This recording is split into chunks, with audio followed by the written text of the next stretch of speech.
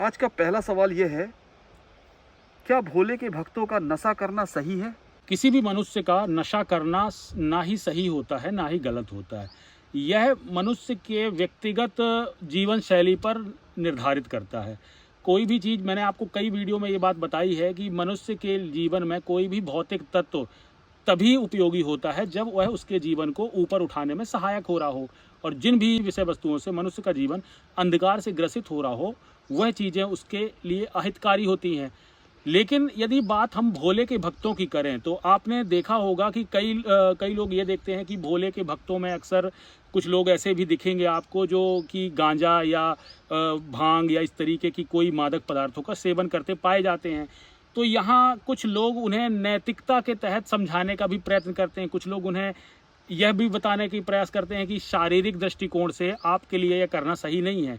जबकि लोग यह नहीं समझ पाते कि यहाँ जो दुनिया में जो भी तत्व अवेलेबल हैं, जो भी चीज़ है, कण कण जो भी दिखाई दे रहा है, वह शिव के दायरे के बाहर नहीं आता।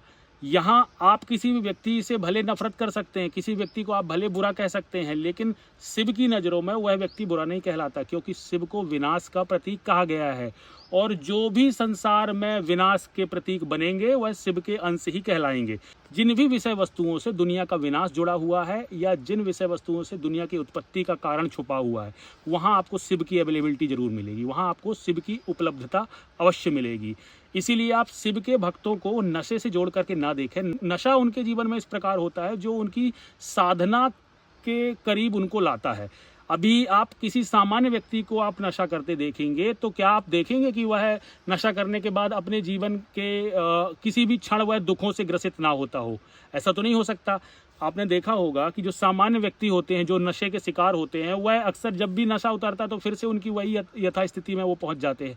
लेकिन एक जो भोले के जो सच्चे भक्त होते हैं, जो वाकई में उस साधना को अनुभव कर रहे होते हैं, तो उनके जीवन में नशा करने या ना करने से कोई खास फर्क नहीं पड़ता। यदि वह नशा ना भी करें तो भी उनकी साधना वैसी पवित्रता रहेगी, और यदि वह नशा करते हैं तो भी उनकी साधना में वही पवित्रता रहेगी। यहाँ बात आपके सांसारिक बंधनों से मुक्ति की है। आप शिव को तभी समझ सकते हैं जब आपने अपने विचारों में शून्यता प्राप्त कर ली हो। शिव को समझने का अर्थ ही है सारी नैतिकताओं से, सारी अच्छाई बुराई से, सारी पॉजिटिव नेगेटिव वाली बातों से आपको मुक्त होना है। यदि आज आप अच्छाई और बुराई के बीच में फंसे हैं तो आप शिव की भक्ति को समझ ही नहीं पाएंगे। शिव का अर्थ ही है कि आपके जीवन में जो भी नकारात्मकता है, जिन भी परिस्थितियों से आपको सबसे ज़्यादा दर्द होता है, तकलीफ होती है, वही परिस्थितियाँ आपके सामने ला करके रख दी जाए।